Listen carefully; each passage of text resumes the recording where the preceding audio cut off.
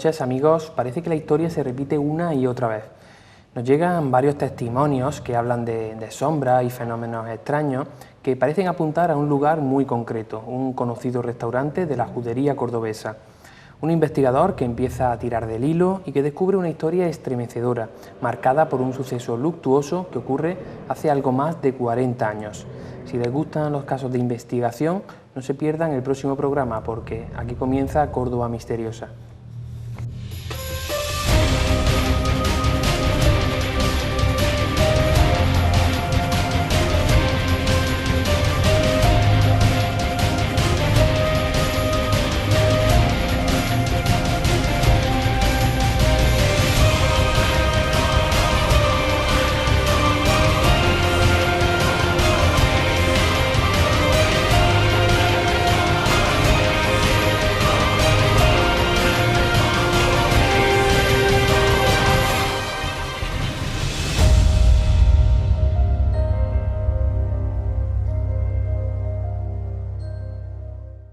Tal y como les adelantaba hace un momento, hoy vamos a rescatar del olvido una de esas historias clásicas que mezclan condimentos de crónica negra, fenómenos paranormales y una investigación a la vieja usanza.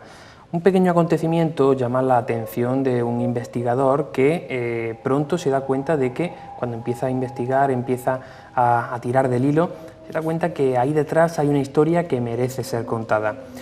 Buenas noches, Jorge Sierra. Buenas noches, encantado de estar de nuevo aquí en este programa. A Jorge Sierra ya lo conocen, director del podcast Almas Oscuras, que se encuentra ya en su segunda temporada y también colaborador de este programa de Córdoba Misteriosa. También nos acompaña una noche más el compañero Jorge Liébana, guía de la ruta por la Córdoba Misteriosa y asesor parapsicológico del programa. Buenas noches para ti también, Jorge. Buenas noches, José Manuel. Bueno, antes de adentrarnos en el caso que nos ocupa, he de señalar que esta historia sucede en un conocido negocio situado en pleno corazón de la judería, compuesto por un restaurante y una tienda de regalos. Durante los siguientes minutos ustedes van a escuchar la historia real, documentada. Vamos a aportarles páginas sacadas de la hemeroteca, de los periódicos de la época y testimonios de personas reales, aunque no vamos a dar el nombre del negocio, ya que bueno, pues queremos respetar la privacidad de la familia. Por cierto, Jorge Sierra, ¿cómo llega este caso hasta ti? Bueno, estos casos son los típicos que llegan por casualidad o por causalidad, como dicen los expertos, digamos. Y es curioso porque estaba en mi trabajo, en un trabajo que no tenía nada que ver y que no me esperaba para nada esta historia. Empezamos a hablar de temas de misterio, de que me gustaban este tipo de temas. Y una compañera, Mari Carmen, me cuenta que existen ciertos fenómenos paranormales en ese lugar, en ese establecimiento. Lo curioso viene cuando un amigo de la familia, estando totalmente ajeno a esta persona, estaba nosotros en la piscina, en la piscina familiar, y me cuenta la misma historia del mismo sitio. Entonces, bueno, pues resulta de que ahí veo que hay algo interesante que contar y voy a por ello, voy a buscar esa investigación. Bueno, pues como vemos, parece que el mundo conspiraba para que ese caso llegara hasta ti, para que, como si esa historia quisiera ser rescatada del olvido, ¿no? Y pensaba que eras tú la persona ideal para hacer esta labor. He de reconocer esa gran labor que ha realizado Jorge, pues me consta que ha dedicado, creo, casi 10 meses a buscar testimonios, se ha desplazado en innumerables ocasiones a la zona y, sin embargo, te ha resultado muy complicado conseguir que las personas que vivieron estos acontecimientos quieran contar, quieran ponerse delante de una cámara a contar lo que les ha sucedido. Poco a poco iremos descubriendo el porqué de ese silencio. Para empezar, me gustaría que empezara, bueno, pues contándonos lo que has podido descubrir sobre la historia de ese edificio. Bueno, nos encontramos ante un edificio que está en pleno barrio de la judería cordobesa, un edificio lleno de historia, y para que nuestros telespectadores se den cuenta del historicismo de ese edificio, los historiadores marcan ahí el punto de partida o el punto de nacimiento del filósofo Averroes y fue su posterior morada.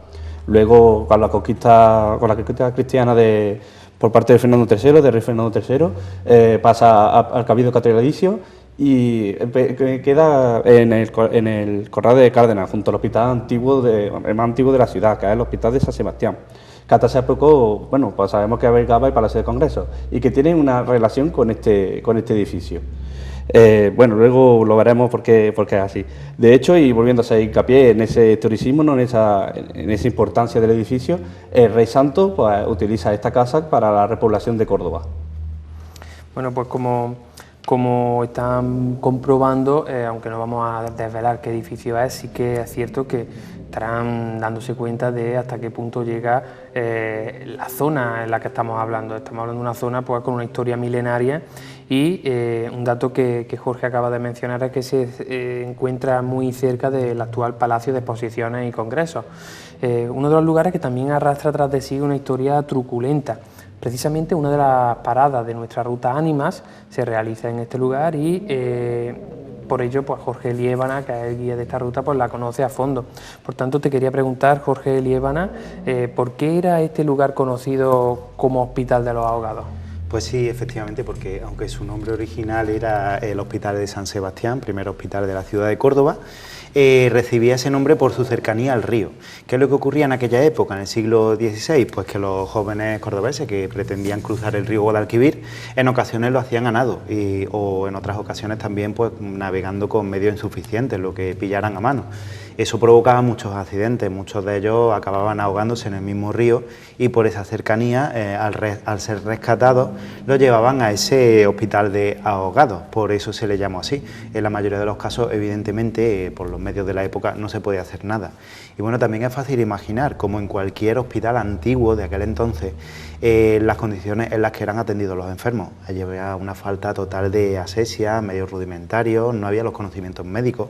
En aquel entonces también ocurría que muchos enfermos que ingresaban por algún motivo acababan muriendo por infecciones, por contagio de otros pacientes, por hemorragias, etcétera. Bueno, claro, tenemos que tener en cuenta que estamos hablando del primer centro sanitario de la ciudad de estas características, tal y más o menos como lo entendemos hoy, construido en el siglo XVI, que estuvo en activo hasta el siglo XVIII, ¿no es cierto? Hasta el XVIII, de hecho, a finales del siglo XVII, durante bastante tiempo, funcionó como un hospital psiquiátrico. En el siglo XVIII lo que ocurrió fue que se construyó el Hospital de Agudos del Cardenal Salazar, que es nuestra actual Facultad de Filosofía y Letras. Y claro, al ser un lugar ya más moderno, pues toda la atención médica se trasladó a ese otro hospital de agudos. ¿Y qué ocurrió con esto? Que una vez que se quedó vacío de esa atención médica, pasó a funcionar como una casa de expósitos. Bueno, como es un término que en la actualidad no se está ya un poco en desuso, explícanos qué es lo que de dónde proviene este nombre de expósito, por si alguno de nuestros espectadores pues no lo ha oído nunca. Pues expósito se le llamaba a los niños huérfanos o niños abandonados, para que nos podamos hacer todos una idea. Resulta que en esa época de la que estábamos hablando hace un momento, en ocasiones también ocurría que los cordobeses, cuando paseaban por la orilla del Guadalquivir, a veces encontraban ahí, tirados en la orilla del río, cadáveres de bebés descompuestos. ¿Por qué? Porque las madres solteras, que no querían que la gente supiera que se habían quedado embarazadas, habían dado a luz, abandonaban a esos críos allá a su suerte.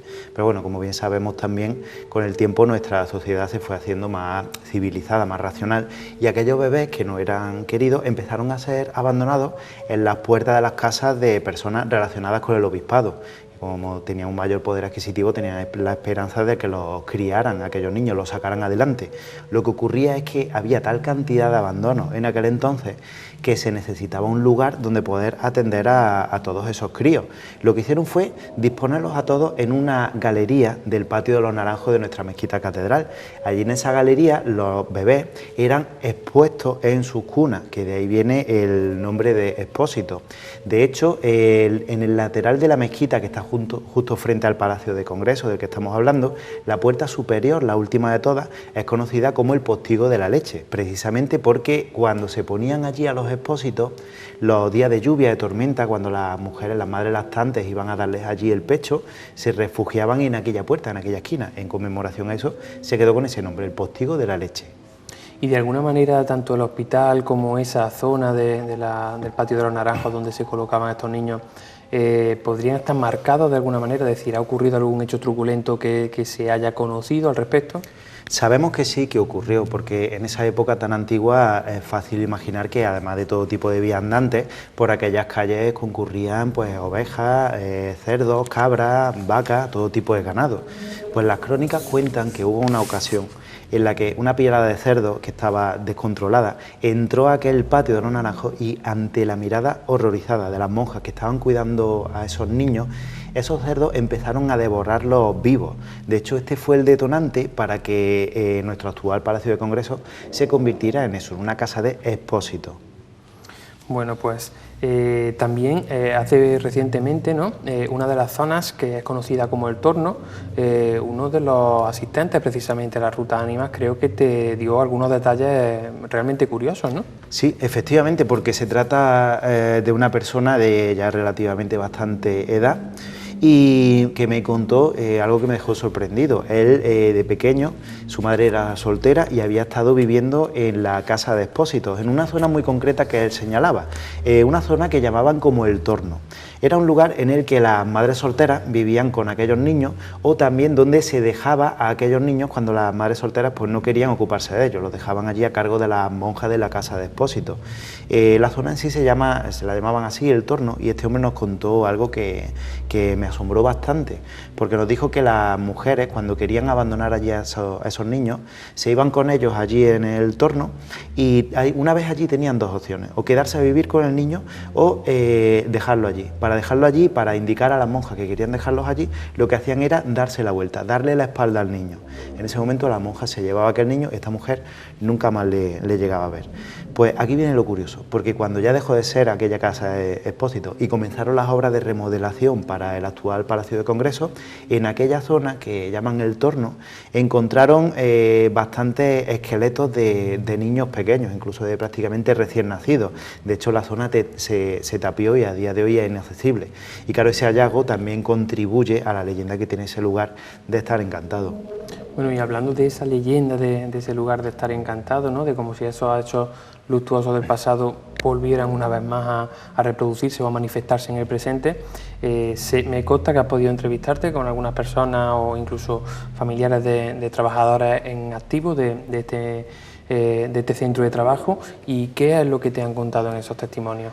Sí, pues los testimonios vienen de antiguos trabajadores y también de trabajadores actuales incluso. Por ejemplo, las limpiadoras aseguran que en alguna ocasión han estado haciendo su labor ahí dentro y han escuchado como unas risas, unos murmullos, una algarabía, como si hubiera niños jugando, y al acercarse a ese sitio pues no han visto nada, absolutamente no había nadie.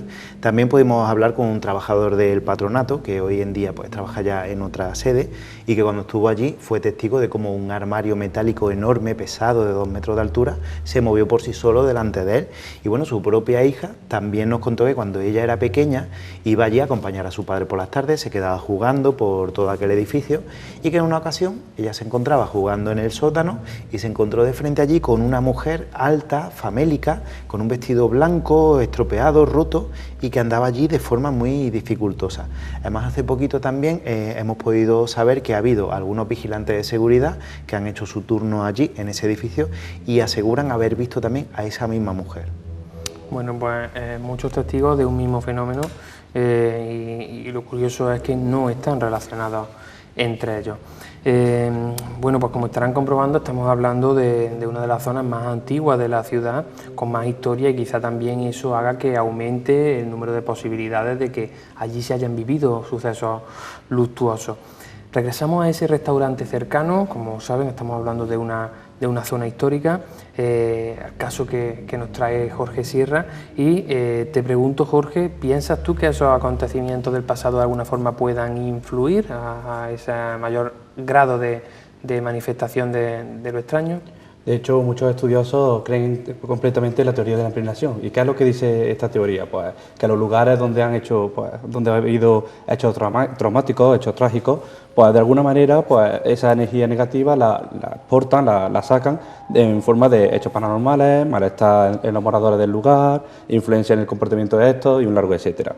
Y bien, podemos ya decir que el origen del fenómeno de ese establecimiento cercano ocurrió en un caluroso 1 de julio de 1977, cuando el propietario antiguo de ese establecimiento pues mata a su mujer por un ataque de celos. Manuel, un cordobés que se casa con una guapa cordobesa el 28 de junio de 1957, llamaba la atención a la sociedad de la época, porque bueno, ellas son totalmente diferentes, eran personalidades totalmente diferentes. Ella era guapa, era pues, coqueta, harta, llamaba la atención, mientras que él era, pues, digamos, más huraño, más introvertido. Él se enfocaba más bien al negocio familiar que había montado en esa jodería. ¿Y qué es lo que pasa? Pues que al final los enfrentamientos pues, iban a llegar tarde o temprano. Esta mujer tenía familia en Sevilla, tenía una... perdón. tenía a sus padres allí en Sevilla viviendo y continuamente realizaba viajes allí a la ciudad hermana. Y este hombre empieza a dudar de las relaciones que establece allí en la ciudad. Como decimos, este hombre tan introvertido, tan amante de su casa, pues no le hace mucha gracia, que era una mujer tan bella, ¿no? Y que llamaba tanto la atención, viajara tanto, y empezaron a crecer en él unos miedos infundados a perderla, que lo llevó incluso a maltratarla, porque decía que, entre comillas, ¿no?, era para atraerla hacia él. Ahora mismo no comprendemos esa actitud, pero en esa época pues hasta incluso se veía incluso normal. Disculpa que te interrumpa, sí. Eso es según las crónicas de la época. Tú no estás aquí aportando nada de información tuya subjetiva, nada. Sino que eso es lo que pone en los periódicos y lo que pone también, incluso creo, en la sentencia, ¿no? Exactamente, sí. Esto está a golpe de clic, para cualquier persona que quiera verlo, está en internet. Yo empecé a investigar poco a poco y me encontré con la noticia y exactamente, hablamos de una persona que, bueno, ya vemos que es violenta, una persona que no se toma muy bien, pues una mentalidad de hoy en día en esa época de posguerra. Después, tras estas peleas, ¿no?, y demás, pues empieza él a prometer que iba a cambiar de carácter, que iba a cambiar, que iba a ser diferente con ella. Incluso le abre una libreta de ahorro con 1,5 millones de pesetas, pero la tirantez estuvo todavía patente. Incluso ella comentaba, ¿no?, a parecer, según cuenta siempre estas crónicas, que comentaba a sus círculos cercanos que le llegó a dar asco a este hombre. Entonces, claro, pues vemos que ya empezamos a notar bastante tirantes.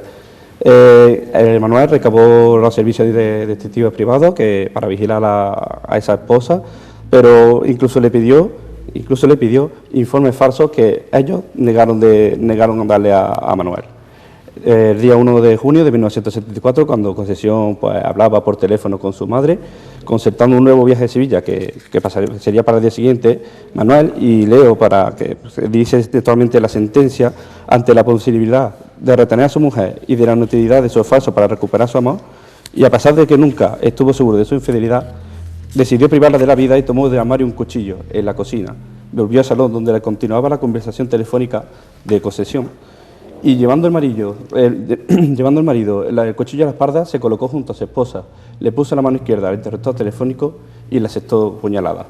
La madre, que estaba al otro lado del teléfono, aterrorizada, que me imagino ahora la situación, pues oyó todo lo que pasaba al otro lado del teléfono. Y lo que oyó fue: Manolo, ¿qué haces? No, Dios mío, no, por Dios, Dios mío, mamá, que me mata. Luego un ay lleno de horror muy profundo y luego otro con un tono de muy alto y después se fue disminuyendo hasta dejarse de oír. Imaginamos que ahí es cuando encontró la muerte esta mujer. De las cuchilladas que hemos comentado, una fue en el cuello, que cesó la yugular, y la tráquea, y que fue la causa inmediata de la muerte de doña Concesión. Bueno, pues como habrán comprobado, no estamos dando el apellido porque no queremos tampoco dar el nombre completo de la familia, pero sí que la historia que está contándonos Jorge está extraída palabra por palabra de una sentencia oficial.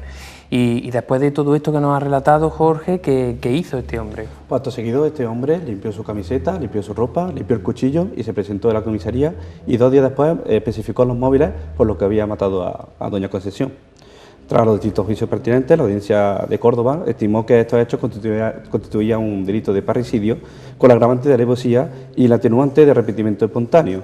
Tenemos también que citar que en esa época, digamos, una persona que mataba a su mujer por celos, digamos que estaba más normalizado que ahora. Tenemos que entender un poquito el contexto también social de la época. Contra esta sentencia, pues recurrió el defensor del reo en la Sala 2 del Tribunal Supremo, alegando que no había existido alevosía y, en cambio, pues se daba la atenuante de arrebato o secación con estímulos suficientemente poderosos. La Sala del Alto Tribunal, por su parte, pues estimó que concurrió la alevosía y dada la forma desprevenida para la víctima en que se produjo la agresión. Por el contrario, con la misma Sala afirma que en su sentencia que se debió apreciar un atenuante, ¿no?, pretendido por el recurso, ya que fue capaz de producir esa ocasión de enojo acumulado a lo largo de los 7 años. Recordamos que a los 7 años empezó, digamos, a los 7 años de casarse empezó el arrebato de este hombre contra esta mujer. Apreciando este atenuante, se le impuso al final al procesado la pena de 22 años y un día de reclusión mayor. Bueno, pues hasta aquí la historia que se vivió en este lugar y como adelantábamos al principio, parece que siempre se repite el mismo patrón, suceso luctuoso y casualidad o no, 40 años después se está manifestando lo extraño, lo insólito, esos fenómenos difíciles de explicar. ¿Y quién mejor para contárnoslos que aquellas personas que lo vivieron en directo? Vamos a escucharlo. Pues yo entré a trabajar un mes de agosto, no había visto nunca ese sitio, desconocía ni quién trabajaba allí, que no tenía contacto con ningún tipo de personas de las que allí había. Y al segundo día de estar trabajando, pues me mandaron a la planta de arriba a recoger una serie de postales que necesitábamos para el postalero. Entonces me indicaron que tenía que subir una escalera, que tenía que atravesar una puerta y que allí en esa habitación estaban las postales colocadas con sus respectivos códigos. Entonces yo cogí un cesto, que es donde se echaban las postales, subí la escalera, llegué, abrí una puerta, había como un pasillo largo y al final había una puerta, abrí esa puerta era muy pesada, de estas antiguas, con consistencia, pues yo la abrí y nada, encendí mi luz, había una bombilla simplemente colgando del techo, unas repisas bastante rústicas como tablas donde estaban las postales colocadas y yo me dediqué pues a eso, a lo mío, a colocar en el cesto cada postal que necesitaba. Y de repente pues se cerró la puerta de un golpe pues bastante fuerte que me sobresalté. Entonces cogí, me di la vuelta sobresaltada, abrí la puerta de nuevo y vi que había como una piedra para sujetarla y yo pensé, pues nada, que con la inercia del peso de la puerta se había cerrado. Y coloqué la piedra sujetando la puerta y seguí con mi trabajo. Yo en ningún momento, vamos, me asusté, pero que en ningún momento me sugestioné ni nada. Eran las 4 de la tarde, vamos, que no, un día de agosto que hacía bastantísimo calor y seguí con lo mío. Y de repente, a los 5 minutos, volvió a cerrarse la puerta, pero de manera mucho más contundente y ahí ya sí que me asusté, porque la piedra que sujetaba la puerta pues era bastante grande. Salí corriendo, abrí la puerta porque incluso pensé que alguien me quería gastar una broma, pero en el pasillo no se veía nadie y yo ya asustada, pues cogí mi cesto y me bajé para abajo corriendo y al verme las que estaban abajo tan sofocadas me dijeron: ¿qué te pasa? ¿Ya has conocido a nuestro fantasma? Antes de contar nada de lo que me había ocurrido. Entonces ya se lo conté y entonces me dijeron que sí, que esa planta se comunicaba con el mesón, que era donde había acontecido una muerte de manera bastante brutal. Y es verdad, porque yo vi que había una puerta que estaba como tapiada con ladrillo y supuestamente se conectaba con la habitación donde habían matado a esta mujer. Sobre las 3 de la noche o por ahí me comentó el recepcionista de noche, dice: no veas tu compañero anoche cuando vino más blanco que la caja. Luego lo ha pasado, dice que he visto un fantasma, que he visto un fantasma, que he visto un fantasma. Había visto a una mujer vestida como de gasa, con una corona de laurel y este vigilante es un armario empotrado, o era un armario empotrado. Era un tío culturista, un tío fuerte, o sea que... Y por lo visto a las 3 de la mañana cogió corriendo, se fue a recepcionista la llave y yo me voy a mi casa. Y cogió y se fue a su casa a las 3 de la mañana, pero blanco como la cara. Pero yo recuerdo en una ocasión que entramos a trabajar por la mañana y empezaron todas: venid corriendo. Y había una habitación donde se colocaban unas cajas de unas figuras que cada una tiene su caja correspondiente, porque son figuras muy caras y están puestas todas para que tú, cuando vendías una, tú simplemente a primera vista la localizabas, cogías tu caja y metías tu figura. Y había bastantes cajas, todas puestas en lineal, y se sorprendieron porque estaban todas las cajas en el suelo, menos una, que estaba justamente como allí en medio, ¿no? Yo la verdad es que pasé por allí delante para mi taquilla, porque allí en la zona de arriba estaban las taquillas, pero no es algo que recuerdo de manera que no presté atención, pero sí es verdad que ocurrió eso. Contaban cosas, anécdotas, pero ya era todo relacionado con que le echaban siempre la culpa a un fantasma que se supone que era el que había allí. Siempre decían, eso era el fantasma, eso era el fantasma. Ya era algo típico echarle la culpa de todo al fantasma.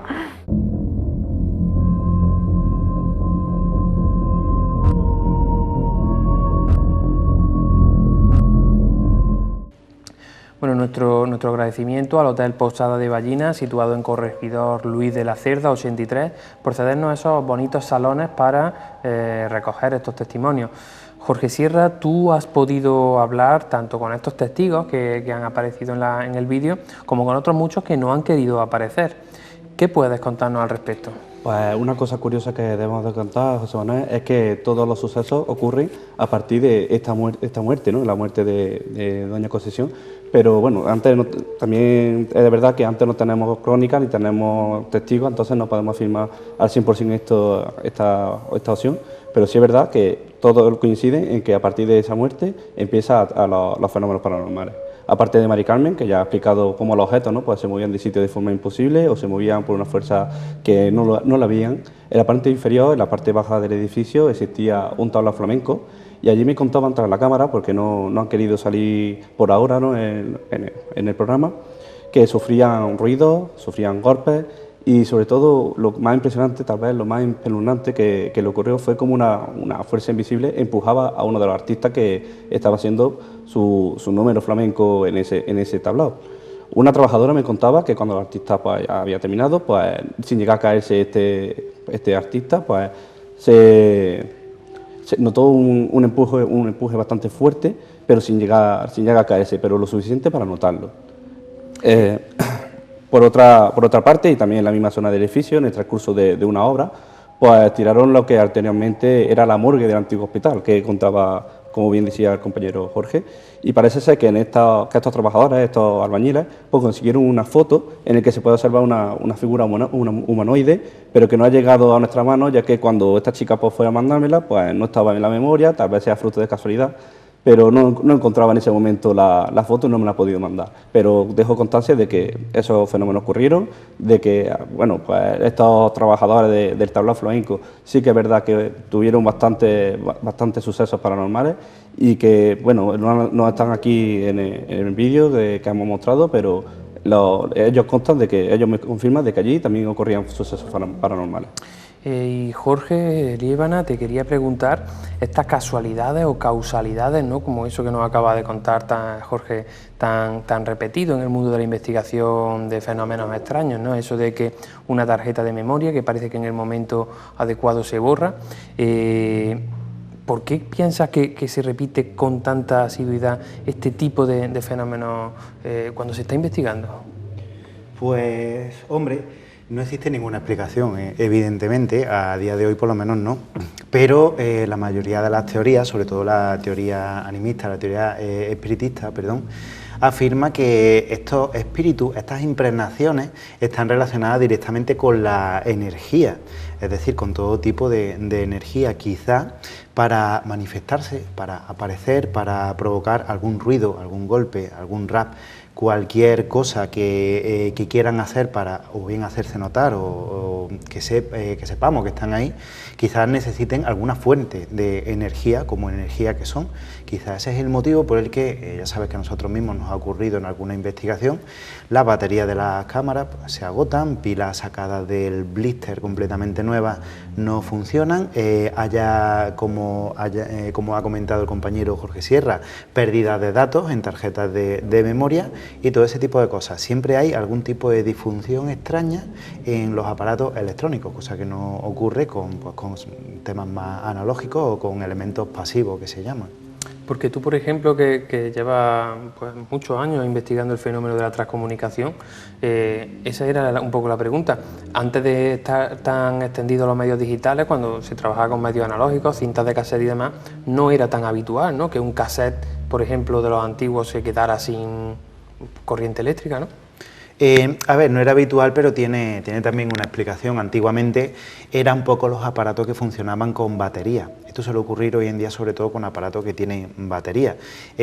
Algunos había pila, seguramente haya pasado también en algunas ocasiones, pero la inmensa mayoría eran aparatos que debían estar enchufados a la corriente, sobre todo en las primeras investigaciones acerca de la psicofonía, finales de los años 50, principios de los 60, las baterías no estaban prácticamente ni inventadas para este tipo de aparatos, eran aparatos muy rudimentarios que iban conectados a la red, a la corriente eléctrica. Sí se producían otro tipo de alteraciones, pero claro, conectado a la red no se puede gastar una batería, que ello seguía funcionando de una forma o de otra. Y la pérdida de datos, cuando se utilizaban cintas de cassette analógicas, también había casos en los que se hubiera grabado una psicofonía y luego, al llegar a reproducirla por una segunda vez, la cinta estuviera borrada. Sí.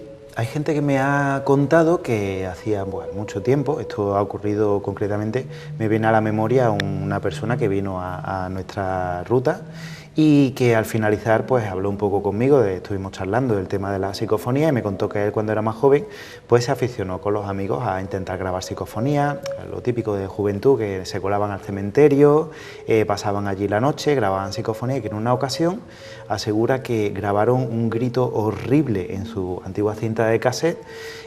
Aquella cinta la guardó, estuvo durante unos días pues, muerto de miedo, no quería saber nada, no sabe por qué, tampoco la tiró, ni la borró, ni la manipuló, ni nada, y cuando por fin días después se atrevió a escucharla, la cinta estaba completamente limpia. O sea, aquel sonido había desaparecido, se escuchaban sus propias voces, sus pasos, lo que habían estado haciendo allí, pero aquella voz horrible que in situ habían escuchado los 4 o 5 personas que iban, había desaparecido, no se oía absolutamente nada.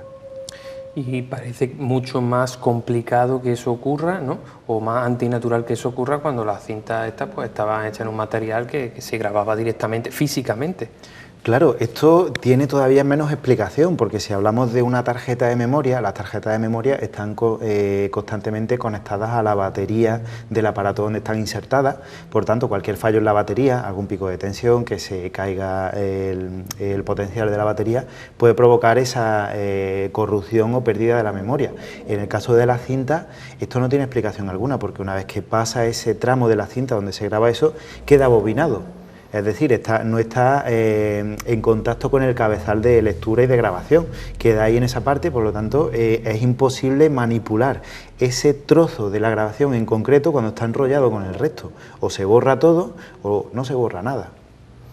Pues otro de esos enigmas difíciles de explicar. Y bueno, y perdón por este lapsus parapsicológico, querría continuar, Jorge, y que, bueno, pues que nos dieras cuáles son tus conclusiones de todo esto. Pues ya pasando a los trabajadores del mismo restaurante, pues me llama una cosa mucho la atención, me llama mucho la atención esa cosa que pasa allí, y es que todos los trabajadores, incluido gente que no han sentido nada, que no han visto nada, me comenta que el clima que hay allí es denso, es un clima que es bastante difícil de llevar, es un clima que, bueno, bastante enrarecido, digamos, en definitiva. Y la verdad, es lo que he comentado antes al principio de la introducción, ¿no? del tema, que había como mucho secretismo. No, yo las veces que he ido allí, pues me llegaban con una sonrisa, sí, yo conozco el tema, pero yo no, de repente se le cambiaba el cariz de la cara, pero yo no sé nada. Y no me contaban absolutamente nada, era bastante secreto todo, como bastante inaccesible, y es por ello por lo que esta investigación pues me ha costado bastante, ¿no? Entrar, digamos, de lleno en ella. Hemos explicado antes que la teoría de la impregnación contempla este supuesto y lo he podido corroborar con otros trabajadores que no han querido hablar, pero sí comentaban eso, que lo que es el clima denso, el clima de pelea entre ellos, un clima que no gustaba.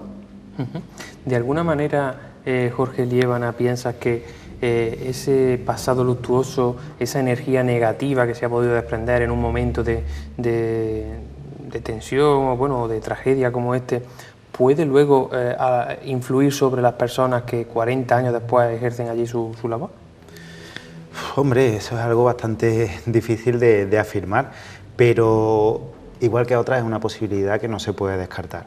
Hemos hablado de las impregnaciones, hemos hablado de la teoría de que esas impregnaciones son energía. Nosotros de alguna forma también funcionamos con energía, existen estudios de bioenergética que nos relacionan con nuestro entorno. Están existiendo incluso estudios científicos que están sacando a la luz conclusiones bastante interesantes, como que por ejemplo la mente, la energía mental es capaz de influir sobre el medio físico. Entonces, si algo energético, como en nuestra mente, puede influir sobre algo físico, evidentemente algo energético que haya en un sitio, ya sea un sentimiento, una impregnación, una entidad, un espectro, otra dimensión, como se le llame, evidentemente puede influir en nuestra forma de funcionar a nivel mental. Así que podría llegar a pasar, claro. Bueno, pues vamos a escuchar a la propia Mari Carmen para escucharlo con sus propias palabras. Yo cuando estaba allí sentía esa sensación de malestar, pero la sentía a nivel de ser humano, de todos los que habían allí, porque, no sé, parecía como que algo que se contagiara. Había mucho misterio porque preguntabas cosas y nadie te contestaba nada, pero vamos, cosas muy normales que le pudieras preguntar a un compañero, y todo el mundo te decía, no, yo no sé nada, yo no sé a qué era debido, si era el miedo laboral o qué tipo de miedo era, pero lo que sí es verdad es que en ese sitio se respiraba un clima hostil, no sé, que no me gustaba, yo no me sentía a gusto.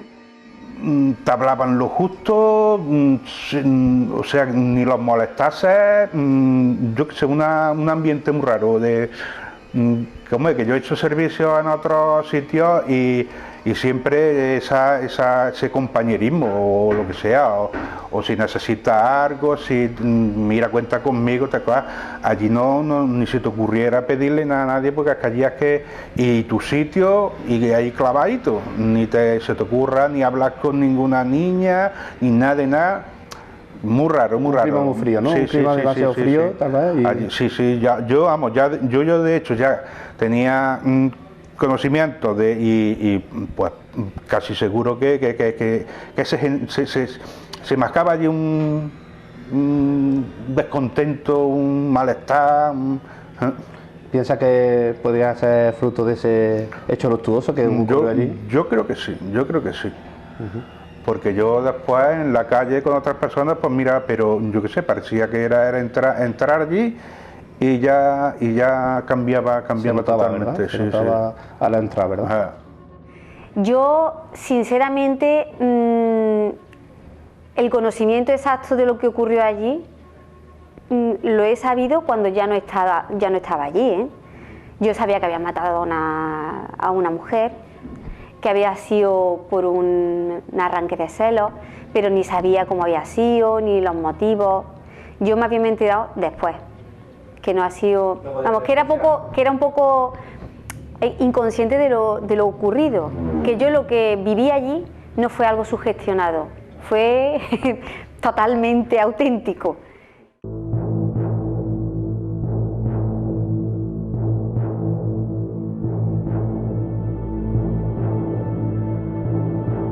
Es como si ese suceso hubiera quedado impregnando de alguna forma muy especial esas paredes. Pero sin duda el caso más espectacular relacionado con los fenómenos ocurre el día en que las mismísimas fuerzas de seguridad del Estado deben de intervenir. ¿No es cierto, Jorge Sierra? Así es, este fenómeno fue el que más repercusión tuvo en la época. Y bueno, digamos que lo que ocurrió allí, que lo va a explicar, lo explica muy bien un guardia de seguridad que he podido tener de testigo. Imagínate lo que tuvo que ver ese hombre, imagínate el miedo que tuvo que pasar, que ya no se dedica a esto, está fuera de Córdoba, es más, está fuera de Andalucía, está en el Levante español. Y no sabemos qué ocurrió allí, pero se personalizó a las Fuerzas Armadas porque bueno, fue un hecho bastante fuerte, fue un hecho bastante importante dentro del mundo de seguridad, porque allí tienen unos códigos que no deben sobrepasar y ese hombre lo sobrepasó. Bueno, pues vamos a escuchar exactamente qué es lo que ocurrió en este sitio. Yo así la cosa que más me impactó fue una mañana que llegamos al edificio y había muchos coches de policía y yo me asusté porque supe que algo había pasado. Y al entrar ya nos contaron que había habido tiros porque un vigilante de seguridad creyó ver una serie de cosas y asustado e intentando detener aquello, pues había sacado su revólver y se había liado a pegar tiros, y eso por lo visto era una cosa bastante fuerte, ¿no? Que no se puede hacer de una manera, y no habían encontrado ningún tipo de prueba ni nada. Eso sí lo recuerdo yo. Pues resulta que se oyó un ruido, estando los compañeros allí en el restaurante se oyó un fuerte ruido. Claro, el que fue a ver el ruido fue el compañero que estaba de servicio. Sube el compañero y al rato bajó, bueno, diciendo barbaridades a los compañeros que por qué no habían subido. Los compañeros pues se quedaron, pero ¿qué es lo que tenemos que haber oído? Dice, es que he descargado el tambor del revólver. Y le comentaron de que no habían oído absolutamente nada. Y es extrañado porque un revólver, de donarlo, 6 cartuchos que lleva el revólver en una casa, por bien decir, ni más de este tipo, eso tendría que haberse oído, pero a unos pocos kilómetros. Sin embargo, por lo visto, estos compañeros no oyeron nada. Cuando entramos y nos lo contaron, nos miramos como diciendo, otra vez por la misma cuestión, ¿no? Por el fantasma. El compañero este que estaba de servicio, por lo visto le comentó a los compañeros que al subir había visto una puerta haciéndole como especie de ola, moviéndose, y acto seguido cogió y descargó los seis disparos que tenía. Después ya se vio de que allí no había bala ninguna. Los 6 casquillos estaban disparados de revólver que lo sacó. Ahora, la bala no se encontró. Las 6 balas no se encontraron. Impactos ninguno. Y detonadas fueron detonadas. Nada. El muchacho este ya, vamos, se quedó un poquito traumatizado. Pidió por favor a la empresa de que no lo mandasen a sitios cerrados, que no soportaba, se había quedado el chaval, pero tocaete se quedó. Además, de hecho, dejó la seguridad y ya se dedica a otro gremio, incluso se ha ido de Córdoba. Bueno, pues ya lo han visto. ¿Qué pasaría por la cabeza de ese hombre para llegar a actuar de esta manera? Y sin embargo no es el primer caso en el que, bueno, pues un supuesto fenómeno de origen paranormal acaba desembocando en que las fuerzas de seguridad del Estado deben trasladarse hasta el lugar donde se ha vivido este suceso insólito, porque Jorge Liébana, se han producido a lo largo de la historia de la parapsicología y de la investigación de fenómenos extraños más casos como este en el que las fuerzas de seguridad han tenido que trasladarse, ¿no? Sí, claro, especialmente en casos en los que pues aquellas personas que están siendo testigos de lo que está ocurriendo realmente temen por sus vidas. Ha habido casos llamativos a nivel mundial. Recuerdo, por ejemplo, el poltergeist de Rosenheim en Alemania, uno de los primeros poltergeist, digamos, que alcanzaron una fama mundial, y precisamente el más estudiado a nivel, con un enfoque científico, en el que llegó un punto en que también la misma policía alemana tenía que intervenir ante lo que estaba ocurriendo allí. Pues las líneas telefónicas se cruzaban, había objetos que explotaban sin motivo alguno, se estampaban contra las paredes, y la misma policía tuvo que hacer una investigación. Luego un caso muy conocido, mucho más reciente, de principios de la década de los 90, fue el sonado caso de esta chica madrileña llamada Estefanía Gutiérrez Lázaro, que se aficionó a practicar la ouija y acabó finalmente muriendo en extrañas circunstancias, sin aclarar ni siquiera la muerte. Posteriormente, después de que esta chica muriera, para colmo empezaron a ocurrir fenómenos paranormales en la vivienda donde ella vivió con su familia, la familia Gutiérrez Lázaro, hasta tal punto que el día 27 de diciembre de 1992 tiene que personarse allí la policía. La familia llama desesperadamente porque es que temen ya por su vida, están aterrorizados por lo que está pasando allí. E incluso los mismos policías que acuden al domicilio son testigos también de lo que allí está ocurriendo. Y bueno, realmente tampoco hay que irse tan lejos, porque recientemente hemos conocido otro caso, que además también fue emitido en un reportaje en el programa Cuarto Milenio, en el que también un poltergeist de aquí, de Córdoba, acabó incluso con una intervención policial, ya que la chica estaba sufriendo un suceso extraño de enajenación mental, en el que pues acabó sin saber cómo, en mitad de la carretera, de una calle además muy transitada, y fue la misma policía, alertada por los vecinos, la que tuvo que acudir al domicilio para ver qué es lo que estaba pasando allí. Bueno, pues ya han visto que no hay que ir fuera de nuestra frontera para ver casos en los que ha tenido que intervenir la policía. Tenemos este caso ocurrido en la Judería de Córdoba y bueno, y este reciente que comentaba Jorge Liébana que ocurrió aquí mismo en el barrio de la Fuensanta, o sea que el misterio está mucho más cerca en ocasiones de lo que imaginamos. Bueno, pues ya han oído la historia, han visto los documentos de la hemeroteca que nosotros también hemos trabajado, han escuchado a los testigos contarlo con su propia voz y ahora es a ustedes a quienes les toca sacar sus propias conclusiones. En un lugar con tanta historia como esta, ¿es ese crimen de los años 70 el que está provocando esas situaciones insólitas? O quizás otro, es que un lugar con tanta historia son muchos los planos que se pueden ir entremezclando. Y otra pregunta que invade nuestras cabezas, ¿qué pasaría por la mente de ese hombre cuando estaba solo? ¿Qué vería ese hombre para acabar descargando un cargador sobre un lugar donde no había nada?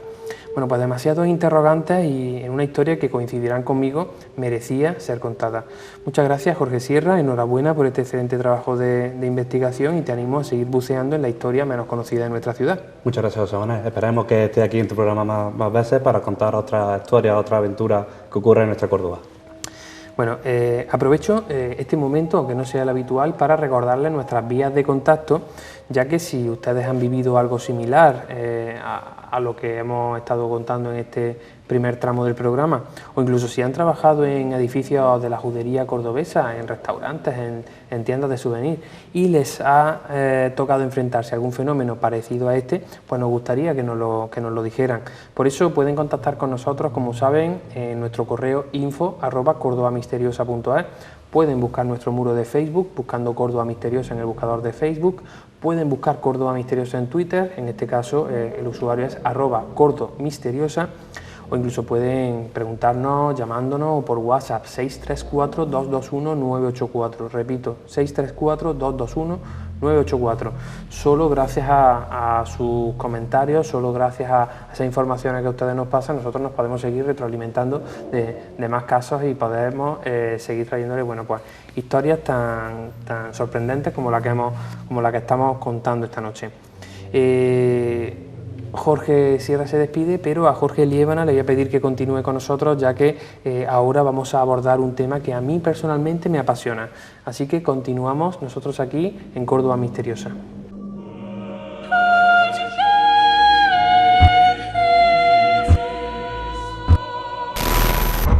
Ya estamos de vuelta y continuamos con Jorge, que después del tema que acabamos de escuchar, viene a hablarnos vamos a cambiar totalmente de tercio, porque con él vamos a descubrir esos libros más mágicos, más enigmáticos, más misteriosos de la historia de la humanidad, ¿no es cierto? Sí, efectivamente, y es que aunque la lectura pues sea una manera, digamos, de promover nuestra actividad relacionada con el desarrollo intelectual, es verdad que a lo largo de la historia han surgido todo tipo de libros, textos, escritos que supuestamente han sido capaces de matarnos, de hacernos algún mal, algún perjuicio o de incluso volvernos locos. De hecho, muchos de esos escritos han acabado siendo prohibidos por lo peligrosos o también algunos supuestamente escritos por seres desconocidos, seres que no deberían existir, y también hay libros que han otorgado poderes y conocimientos sobrenaturales a quien lo ha, digamos, llegado a leer. Y bueno, por eso precisamente esta noche quería traer un ranking con los que han sido los 6 libros más misteriosos a lo largo de todos los tiempos. Bueno, pues no nos haga esperar y vamos a empezar por el primero. ¿Cuál sería ese que está en sexto lugar?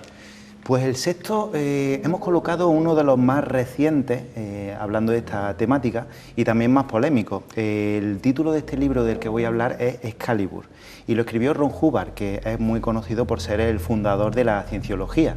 De hecho, Hubbard cuenta que se inspiró para escribir este libro en un momento de su vida en el que estuvo 8 minutos clínicamente muerto mientras lo estaban operando.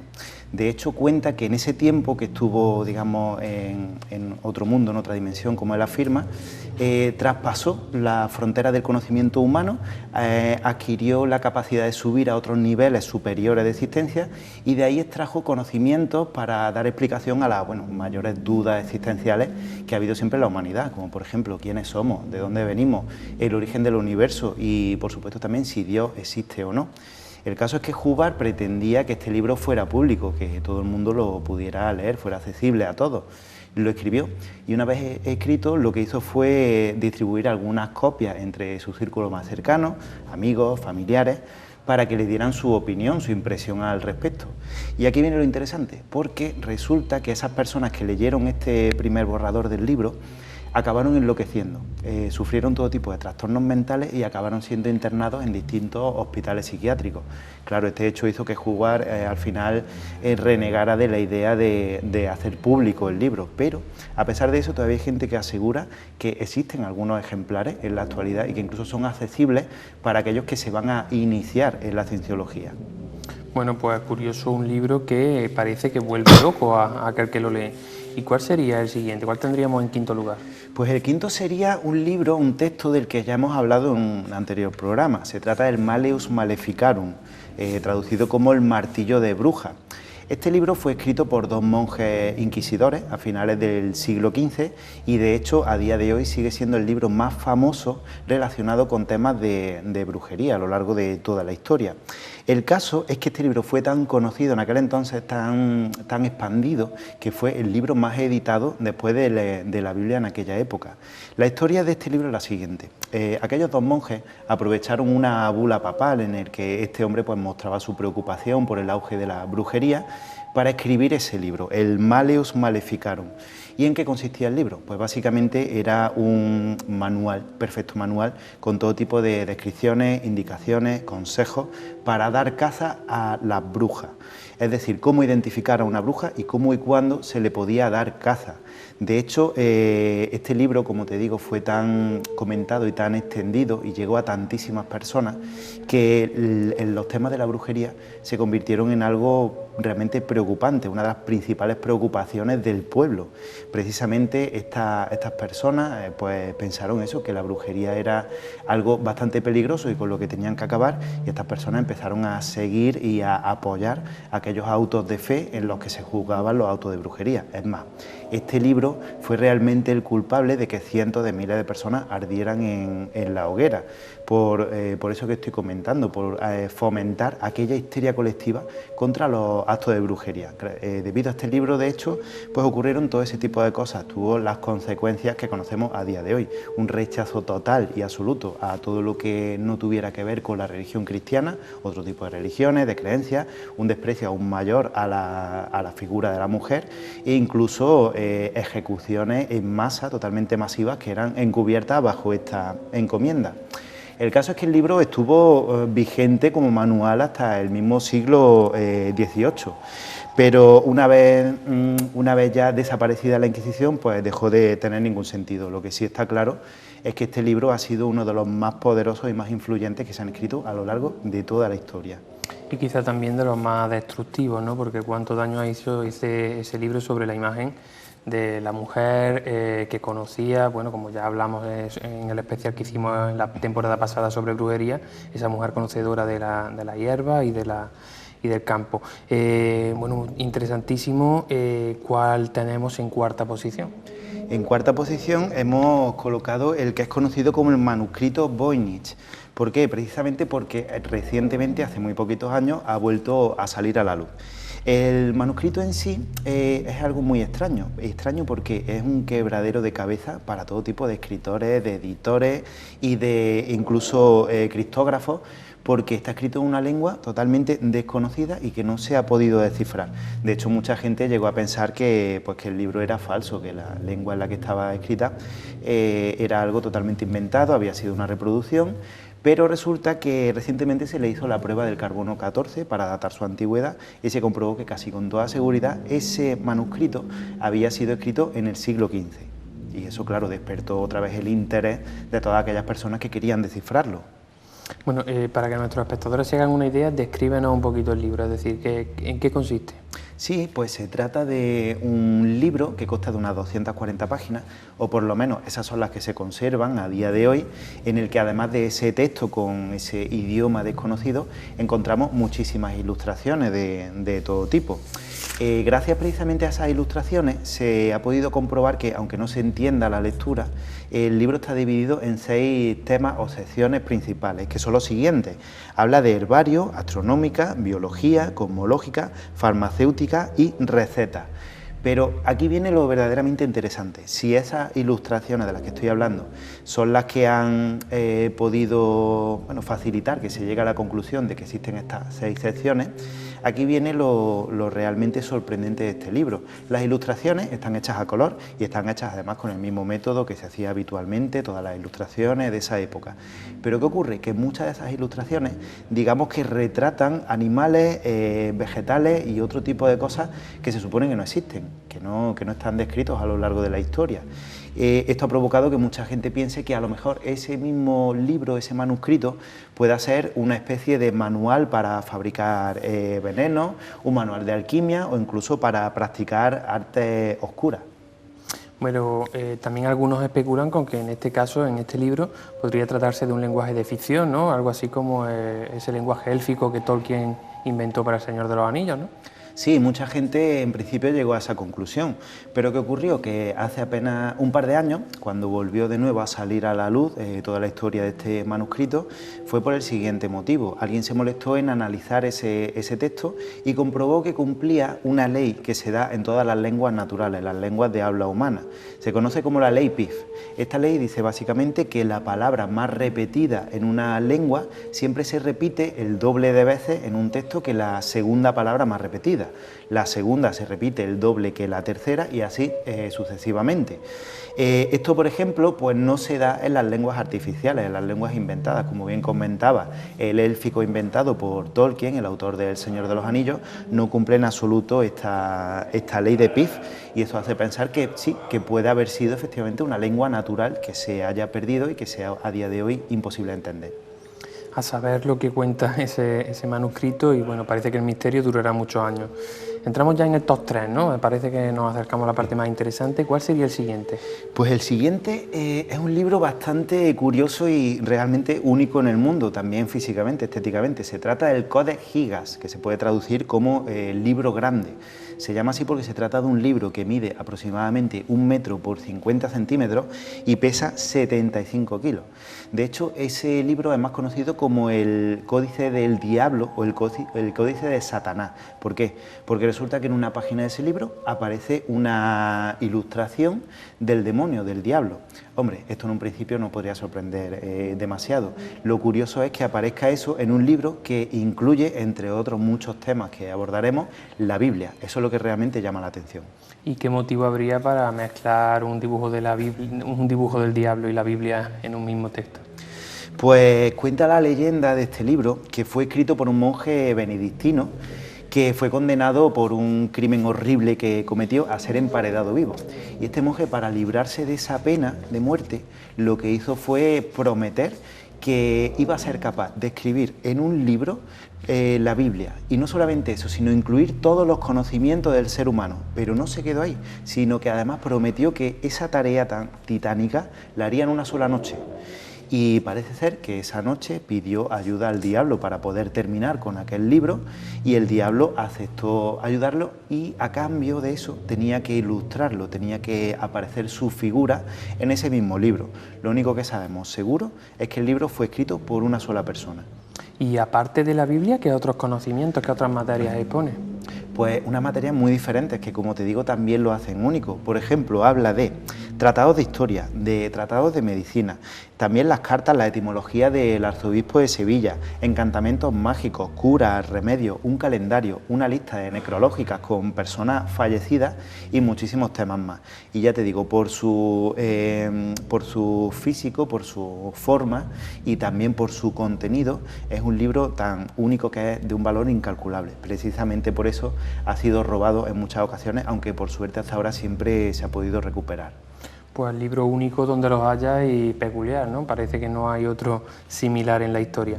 Nos estamos acercando a lo más alto del ranking y en segundo lugar, ¿cuál tenemos?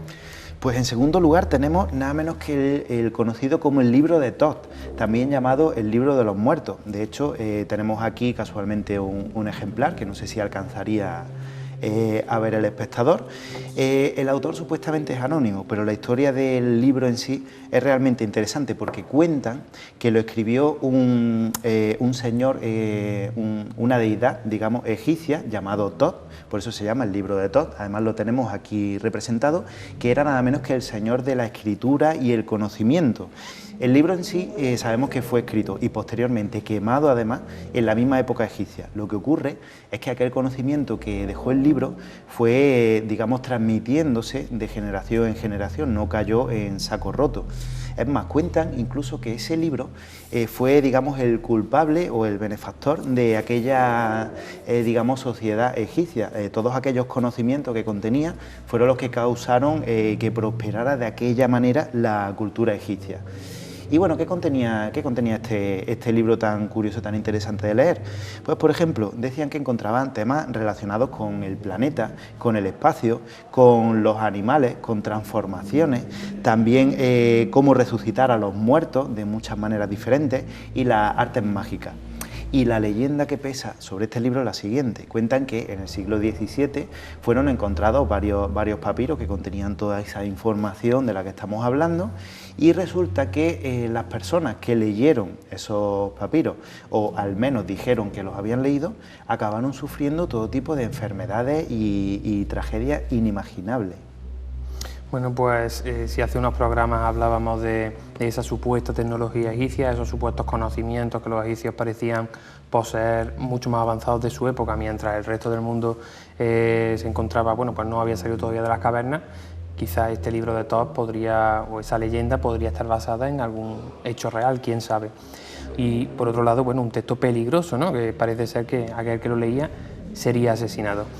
Como peligroso es acercarnos al lugar más alto de la clasificación, porque ya debemos afrontar el número 1, ¿no? Efectivamente, es un libro que pues prácticamente todo el mundo debe conocer. Estamos hablando del libro que a día de hoy es considerado más maldito de toda la humanidad, de todos los tiempos, el Necronomicon. El Necronomicon es un libro de magia negra. La traducción más aproximada que se ha hecho de él es Las leyes de los muertos, aunque todo el mundo lo llama también como el libro de los muertos. Y bueno, supuestamente este libro es una recopilación de todo tipo de nombres, descripciones de demonios, también de todo tipo de hechizos de nigromancia e invocación de los espíritus, con la intención de atraer a los espíritus de esos muertos aquí a nuestro mundo. Y es más, bueno, siempre se ha advertido que aquel que lea los textos que aparecen en ese libro pueden sufrir locuras, alucinaciones, pesadillas y tragedias realmente horribles. Bueno, pues por supuesto que se trata de un libro que podría ser peligroso que cayera en malas manos, ¿no? Sí, pero eso solamente ocurriría en caso de que existiera realmente. Digo esto porque no sabemos si su existencia es auténtica o no. Hay quienes defienden que sí, a capa y espada, y otros, sin embargo, sugieren que no, que es algo que nunca ha existido. ¿Cómo es posible que un libro cuya existencia no está totalmente probada haya dado tanto que hablar? Porque tú mismo comentabas que, bueno, pues que es un libro del que prácticamente seguramente nuestros espectadores casi todos hayan oído hablar. Sí, tenemos que remontarnos a los orígenes, entre comillas, de ese libro, cuando se tiene conocimiento de que existe o puede existir. Este libro es mencionado por primera vez a principios del siglo XX por el famosísimo escritor de novelas de terror y ciencia ficción H.P. Lovecraft, que dijo que el Necronomicon era un libro relacionado con la nigromancia, con los muertos y con los demonios, que había escrito un poeta árabe que se llamaba Abdul al-Red, y que cuenta que este hombre, el autor, después de terminarlo, acabó siendo devorado por una criatura invisible y además delante de decenas de testigos.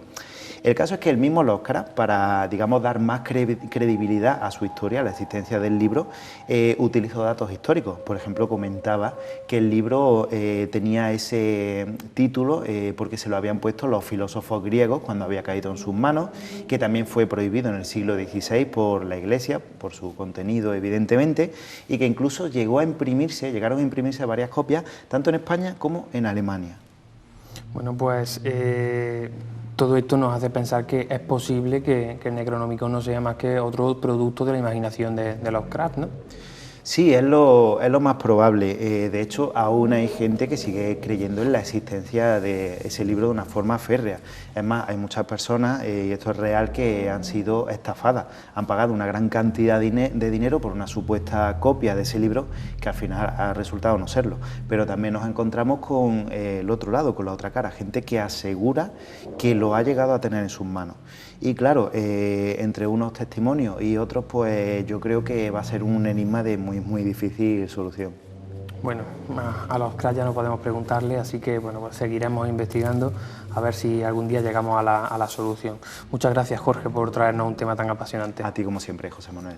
No hay tiempo para más, ya nos despedimos recordándoles que hemos añadido una nueva actividad a nuestro repertorio de experiencias en Córdoba Misteriosa y que ahora podrán vivir esa experiencia de visitar la Facultad de Derecho de noche y a puerta cerrada y pasear por esos pasillos donde, bueno, pues según los testimonios parece que se está manifestando lo imposible. Y vivir, les aseguro, una aventura inolvidable. Para tener más información sobre la reserva y sobre cómo se desarrolla la actividad, pueden consultar en info@cordobamisteriosa.es, pueden entrar en la página web cordobamisteriosa.es y, no obstante, bueno, pues les dejo con el vídeo promocional. Mientras tanto, yo me despido y les deseo que tengan una muy feliz semana.